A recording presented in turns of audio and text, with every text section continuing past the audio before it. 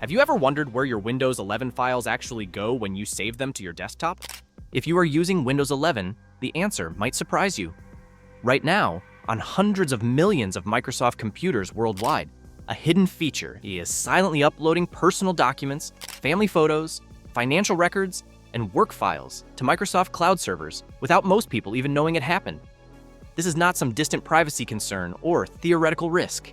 This is happening on your device, possibly right this moment, and it all started with a quiet change Microsoft made in mid-2024. Technology journalist Paul Thurrott discovered something alarming when he tested fresh Windows 11 installations. The operating system was completing setup with OneDrive folder backup already turned on, automatically syncing desktop, documents, and pictures folders to the cloud, despite users never being asked if they wanted this feature enabled. Windows 11 Pro users technically received a choice screen, but many found the feature enabled itself anyway after repeated prompts. The most concerning part is how silently this shift happened, with no press release, no announcement, and no clear explanation from Microsoft about why they changed their approach to handling your personal files. OneDrive folder backup does more than simply store a few extra files in the cloud. Instead of asking you to drag and drop documents into a special folder, it quietly redirects your core system folders like desktop, documents, pictures, music, and videos straight into Microsoft storage behind the scenes. From that moment on, anything you save there is automatically copied to the cloud without you pressing any upload button or confirming any prompt. On the surface, this feels incredibly convenient. Your important files are always available, whether you sign in from another computer, a tablet, or even your phone. If your laptop is lost, stolen, or simply refuses to turn on one morning, your work is not gone with it, because a full copy is already sitting in the cloud, waiting for you to sign back in.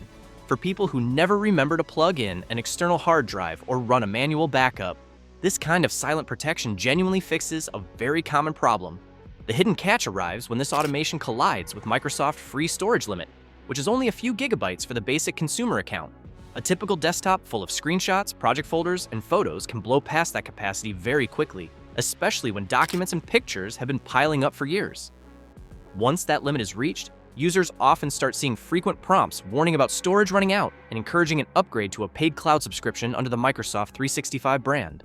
To understand whether this was just a slightly pushy backup feature or part of a much bigger pattern, cybersecurity specialists began examining what Windows 11 actually does on a clean install. Rohit Satpathy from the PC Security channel set up a brand new machine and monitored its network traffic using a professional analysis tool called Wireshark, which records every connection the system makes and every packet it sends or receives. No web browsing, no games, no extra software, just Windows 11 freshly installed and left alone. Even in that idle state, the system was far from quiet. It reached out regularly not only to Microsoft services for updates and diagnostics, but also to external third-party domains such as McAfee reputation servers, Comscore scorecard research tracking infrastructure, and Steam-related endpoints, among others.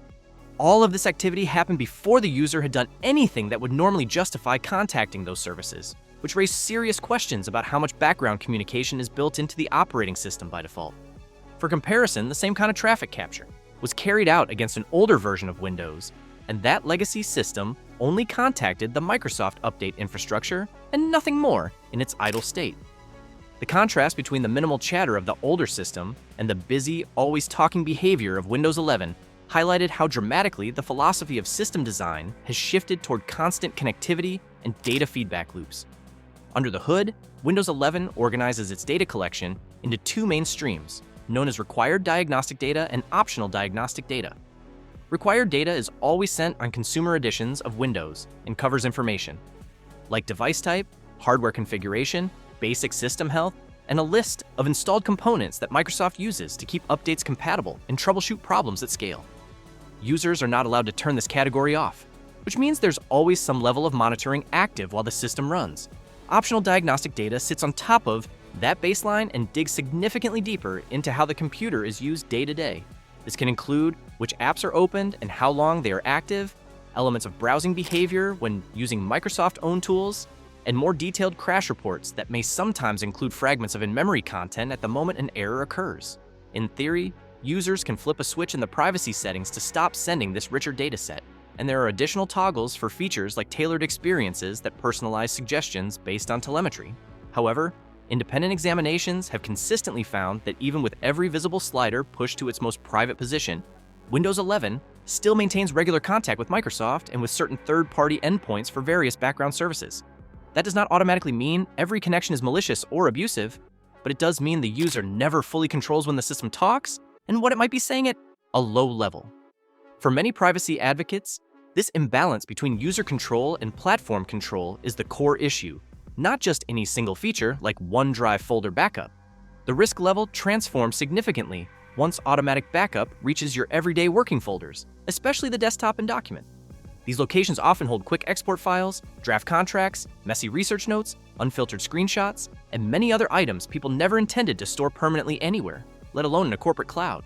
When OneDrive folder backup turns on by itself, the boundary between your private machine and an external data center effectively disappears for these folders without a deliberate decision from you. In practice, that can mean tax forms with identifiers, scans of personal identification, raw financial spreadsheets, early blueprints of business plans, or internal company documents all quietly moving off your physical device and into the custody of a provider, whose terms of service and data retention policies most users have never read in detail.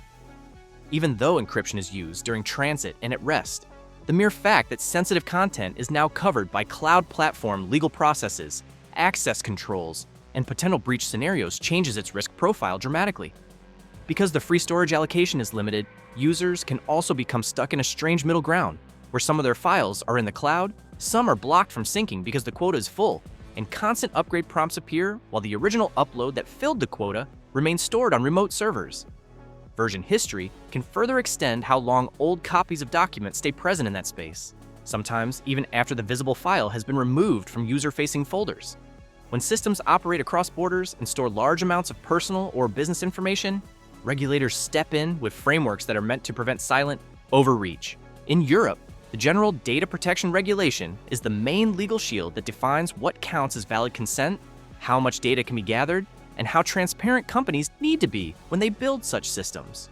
Under these principles, collection must be limited to what is necessary for clear purposes, and consent must be informed, specific, and freely given, rather than bundled into vague default flows. Enterprise-focused offerings like OneDrive for Business and Microsoft 365 have contractual tools to help organizations remain compliant, such as detailed data processing agreements, regional data residency options, and retention controls that dictate how long material stays in storage. Large institutions can negotiate or configure their environments to respect local obligations and ensure sensitive data like employee records or client information is handled under clear legal terms. Consumer scenarios are often far looser, especially when automation is built into the default setup flow for a home operating system. If a person buys a laptop, clicks through the initial configuration to reach the desktop, and finds out later that their personal folders were synced by default, it is fair to ask whether they truly provided informed consent for that transfer. In response to ongoing scrutiny, Microsoft introduced a preview update early 2025 for users in the European Economic Area that removed some tracking interfaces and disabled certain content recommendation features tied to account data in that region. Privacy experts welcomed these steps, but also noted that similar protections were not immediately extended to users in other parts of the world. Abstract privacy discussion can feel distant until it touches concrete lives. Take the example of an investigative journalist working on corruption stories who keeps sensitive interview notes and drafts on a Windows 11 laptop. If OneDrive folder backup enables itself quietly, every document dropped into their documents folder might end up mirrored in a cloud account that can be accessed through legal orders, targeted account compromise, or platform-side data reviews under certain conditions. In the healthcare world, therapists, clinicians, or small practice doctors sometimes type session notes and case histories directly into office laptops rather than into dedicated medical record systems. If those case files sit in desktop or document folders that auto-sync to consumer cloud accounts without the necessary legal agreements or additional safeguards, they may unintentionally slip outside the boundaries of health privacy rules, such as those applied in the United States and in similar laws elsewhere. For people in dangerous personal situations, the threat becomes even more immediate. An individual facing domestic abuse might quietly store helpline numbers, escape plans, or scanned evidence on their computer, believing it is safer than paper. If the abuser controls or guesses the shared Microsoft account password, they can sign into the cloud dashboard from another device and see every synced file, potentially discovering those plans and escalating the situation. In all of these cases, the victims did not consciously choose to publish their data anywhere. They merely used their computer in a normal way, while an automated process moved their information elsewhere. Public backlash in mid-2024 did cause Microsoft to adjust some behaviors around automatic folder backup, but the precise details were never clearly explained in official channels. Observers like Paul Thurrott reported that certain aggressive patterns, such as how forcefully the feature pushed itself during setup, appeared to be softened over time. Yet even with these quiet corrections, core patterns remained, particularly for Windows 11 home users who still found backup enabled by default in many fresh installation scenarios, and pro users who continued to encounter repeated prompts that sometimes led to activation despite earlier refusal. This incremental and somewhat opaque style of course correction leaves users unsure about what exactly their system is doing at any given moment. Without a straightforward public statement detailing the philosophy, defaults, and long-term intentions behind these choices, people are left piecing together behavior from experiments, documentation fragments, and third-party reporting. That uncertainty itself undermines trust, because privacy is not only about what happens technically, but also about whether individuals feel fully informed and respected by the tools they depend on daily. Even inside these constraints, there are still practical steps you can take to tilt the balance slightly back toward your side as the user. In OneDrive settings, the section for sync and backup lets you see exactly which folders are currently being protected in the cloud and gives you the choice to stop automatic backup for desktop, documents, and pictures if you prefer to keep them local. Turning those options off prevents new files from being uploaded automatically, though any content already stored online will remain there until you review and clean it up directly in your cloud account interface.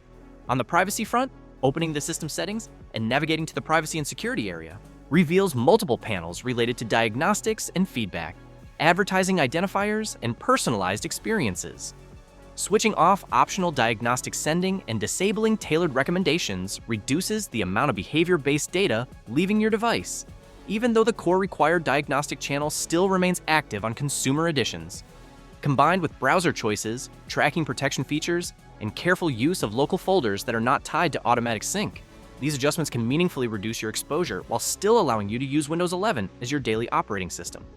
The deeper point is that operating systems are no longer passive tools, but active participants in large cloud ecosystems that constantly ask for more connection, more data, and more ongoing relationships with corporate platforms. Recognizing that shift is the first step toward making deliberate choices instead of living entirely inside default behaviors.